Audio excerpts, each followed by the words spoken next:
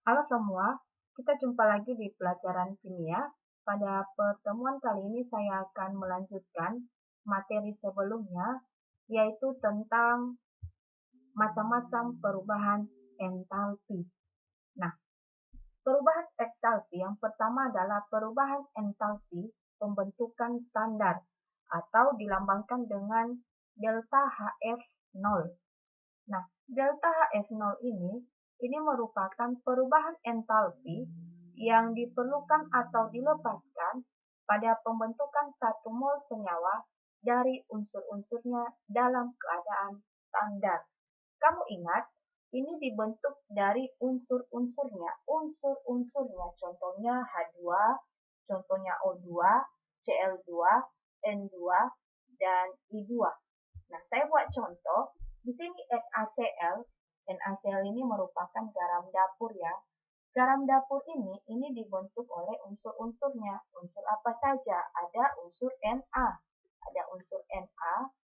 Kemudian Na ini kan berdiri sendiri ya. Kemudian ada unsur Cl. Kalau Cl ini tidak bisa berdiri sendiri, maka dibuat dia menjadi Cl2. Nah, unsur Na itu fasenya itu solid, dan Cl2 itu fasenya gas ya. Nah, NaCl ini harus dibentuk dalam keadaan 1 mol ya, harus 1 mol. Maka supaya setara, ini pas, ini 1 mol juga, maka ini supaya 1 mol, maka ini dibuat koefisiennya menjadi setengah. Sehingga Cl ini nanti menjadi 1 mol. Oke, contohnya delta HF0-nya itu sama dengan min 401,9 kJ kilojoule per mol. Ini dia per ya, per 1 mol. Oke, karena dia ini menyerap kalor, maka tandanya negatif ya. Oke, kita lanjutkan. Contoh untuk yang kedua, perubahan entalpi penguraian standar atau delta HD0. Di mana delta HD0 ini merupakan perubahan entalpi yang diperlukan atau dilepaskan pada penguraian 1 mol senyawa menjadi unsur-unsurnya dalam keadaan standar. Kamu ingat bahwa delta HD0 ini merupakan kebalikan dari delta HF0. Oke, kita buat contoh. Contohnya tadi NaCl. Di mana NaCl tadi itu ada reaksi pembentukannya, kita lebih mengarah pada pembentukan. Tetapi untuk NaCl ini lebih mengarah pada penguraian. Di mana NaCl ini, kalau ini diuraikan, dia akan menjadi Na dalam fase solid, ditambah Cl2. Ini dia Cl2 dalam fase gas. Nah, supaya dia sama-sama 1 mol, maka ini menjadi koefisiennya sama dengan setengah. Nah, untuk nilai delta HD-nya itu kebalikan. Tadi kan min-nya, min 401,9 kJ per mol, tetapi untuk delta HD0 itu menjadi positif ya, positif kebalikan dari delta HF tadi ya, dia melepas kalor. Nah, ini menjadi positif 401,9 kJ per mol. Oke, kita lanjut. Yang ketiga adalah perubahan entalpi pembakaran standar atau dilambangkan dengan delta HC0. Di mana delta HC0 ini merupakan perubahan entalpi yang diperlukan atau dilepaskan pada pembakaran sempurna 1 mol zat pada keadaan standar.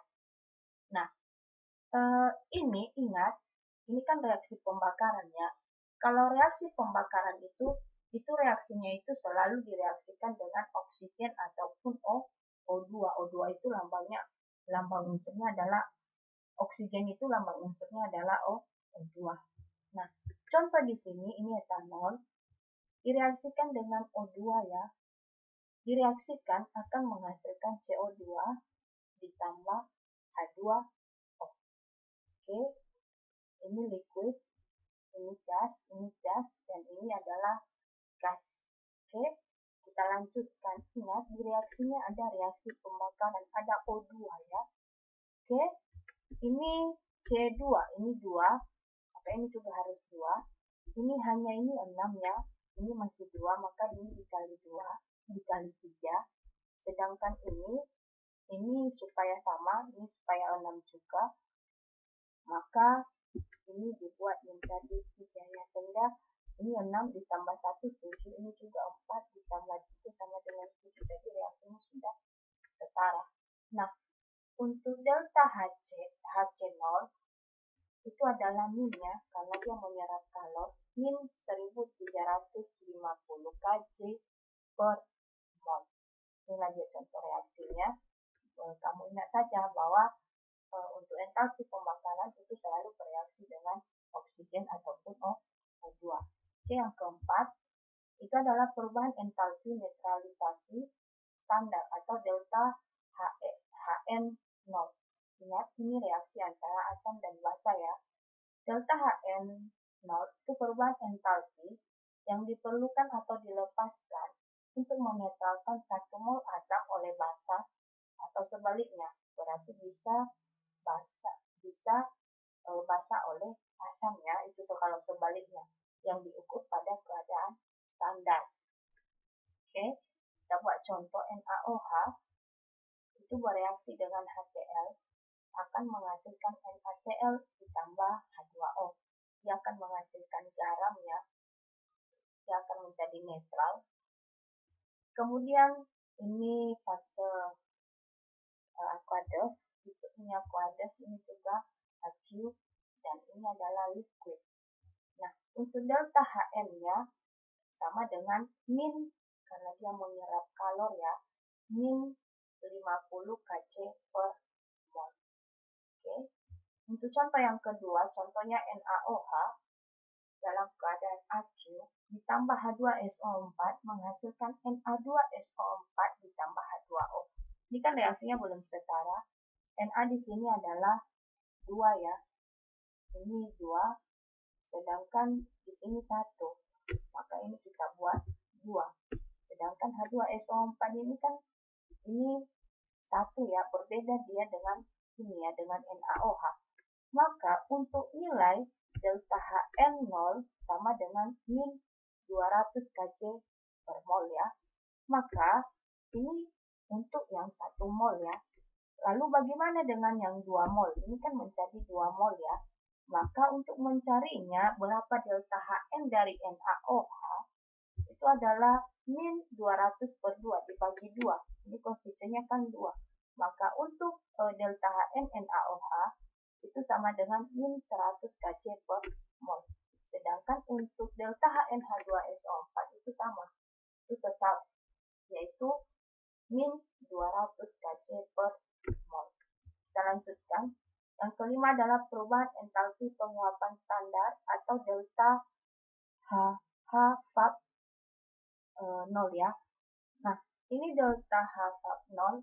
Ini adalah perubahan entalpi yang diperlukan atau dilepaskan pada saat 1 mol zat dalam fase cair berubah menjadi fase gas pada keadaan standar. Ingat, fase cair berubah menjadi fase gas. Contohnya, H2O dalam keadaan liquid menghasilkan H2O dalam keadaan dalam keadaan gas ya.